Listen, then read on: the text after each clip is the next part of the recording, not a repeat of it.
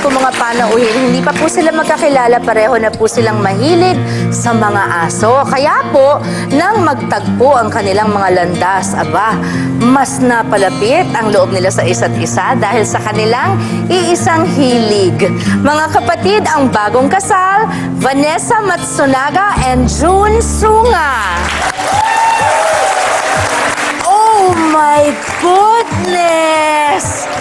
Oh my God! Woo! Oh my God! Hello, nice to meet you, June. How are you? Hi, Vanessa. Nice to meet you. Anong tawag sa aso na ito, June? Alaskan Malamute po. Alaskan? Malamute. Malamute. Alam ko lang yung parang husky. Meron pa palang ibang Alaskan na breed. Dalawa lang ba yun? Or Dalawa po silang working sled dogs. ayun, working sled dog. So, pag dinala mo siya sa medyo winter na ano, pwede sila mag ano, Pulling what do you po. call it? Pull, yeah. But, no, hi, no, yeah, he's smelling something my dog did. Hello! Hi, This is Mia. Duke. Duke? Hi, Duke. Is he friendly? Yes, very hi, friendly. Hi, Duke. Hi, honey. Hi. Hi, sweetie. Hi. Hi. Tapos, this one is? Simba. Simba! Hi, Simba!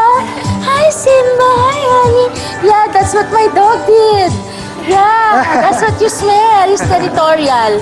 Hello. Oh my, please have a seat. Please, please. Ayan, ako. Oh my God, ang laki. Sit. Sit, honey, sit. Sit, Duke, sit. So, okay, nung nakuha niyo sila, June, na puppies pa, how big was Duke nung puppy siya? Actually, si Simba po is 4 months old. Simba is 4 months 4 months old. old pa lang po. And Duke is? Duke is 3 years old. 3 years old. Yung nakuha po namin si Duke, ganyang kalaki na siya. Ganyan kalaki na. So, bakit na, yung temperament nila, mabait talaga? Mabait. They're pang-pamilya po sila na aso. So, kahit sa babies, saka sa mga bata, good sila with children. Yes, I but- see. They dapat supervised. Dapat supervised para hindi, kahit ano sabihin mo, Yeah. syempre, laki pa naman, baka gutom. Okay, bakit sila ang napili niyong alagaan when ang dami-dami namang, di ba, kung ano-anong klaseng aso meron sa Pilipinas tsaka in the world? Love at first sight, I guess. Where did you first see him? Internet. Internet! So, hi! Oh my God, ganito palang feeling pag kami kaharap kang lobo na tunay. Gaano kahirap at kagastos alagaan sila? More expensive siguro than other Opo. breeds, Kasi no? po may special requirements sila with Diet?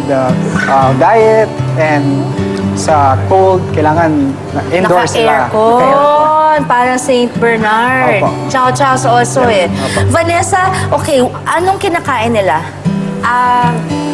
Gusto nila, babe? Dog food, pero Dog food, pero ulam. ulam. Ulam gusto ng tao? Pwede po. Pwede, pero- give them, binibigyan po namin silang galunggong for treats.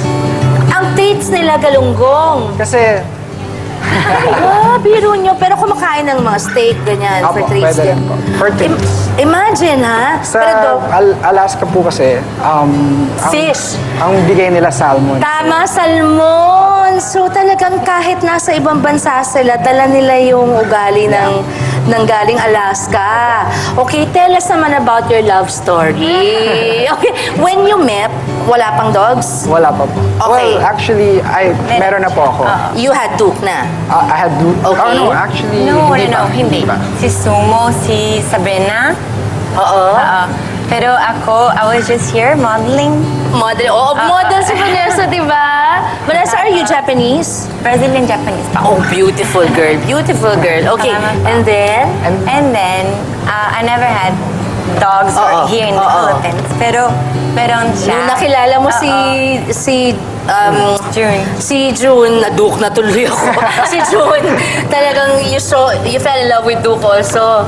Tapos nun, what happened na pati ikaw, gusto mo na rin ng aso? I love animals. Any animal, Oh, actually. nakakatuwa naman. Actually, na-inlove po ako sa kanya kasi sobrang bait niya sa animals. Sa mga aso. Sabi nila pagka sobra daw ang puso rin, ang bait ng tao sa hayop, Siyempre naman, lalo na sa kapwa-tao, di ba? Kasi may puso talaga. Naisip mo ba na si Vanessa na ang para sa'yo dahil sa pagkahilig din niya sa pets? Kasi dapat, that's something important na you have in common, di ba? Doon actually ako yung pinaka He's na-in getting love. familiar. Kasi yun yung makikita mo, like at that time, nakita ko sa kanya na, oh, okay, pag mapangasawa ko siya, magiging magandang nanay siya. Kasi sobrang lambing niya sa akin. Tsaka maganda talaga. Maganda. Mabait. At ang ganda ng kombinasyon nyo. Nakikita ko gwapo at maganda, di ba? Salamat. Kiraides. Salamat. Okay. Okay. So, paano na nauwi ang paglalakad ng aso sa paglalakad sa altar? Paano yan? Kunyari lang. Kunyari you get married. What roles will the dogs play? Do you think you let them or wag na lang? We thought about that. Pinag-isipan namin yun. Pero medyo nahirapan eh. Mahirap eh, di ba? Sinubukan po namin. Pero grabe, because naman, they're such Yeah. a part of your lives. Yes. My goodness. Maraming Tama. salamat, Vanessa and June, for Thank you. bringing them over. It's so nice to meet you, Duke and Simba. Oh my God! Alaskan Malamute. Malamute. Okay, I will remember that. Thank you. From being pet lovers into one lovely couple, sino mag-aakalang magiging basis ng pagpili ng partner o asawa ang kanilang pag-aalaga ng aso?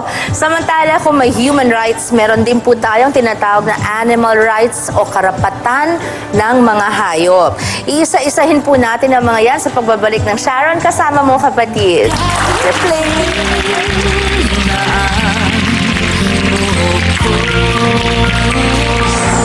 Obligasyon po ng nagmamayari ng mga animals na tratuhin na humanely.